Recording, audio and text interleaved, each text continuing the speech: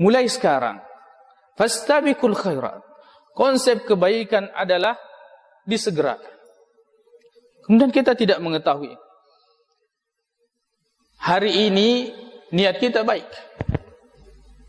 Kita merencanakan ini dan itu, akan tetapi setelah waktu itu tiba, Allah Subhanahu wa taala yang berada di antara kita dengan hati kita.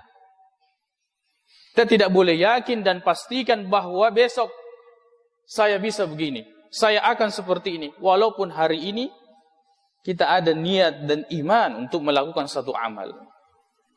Semuanya bisa berubah. Makanya segerakan amal. Terutama di zaman fitnah. Terutama di zaman fitnah, ujian yang banyak. Hadis riwayat Muslim dari Abu Hurairah radhiyallahu anhu, Nabi sallallahu alaihi wasallam bersabda, "Badiru bil a'mali fitanan ka qita'il lailil muzlim." Segeralah kalian untuk melakukan amal sebelum datang fitnah seperti malam yang gelap gulita. Yusbihur rajulu mu'minan wa yumsi kafiran.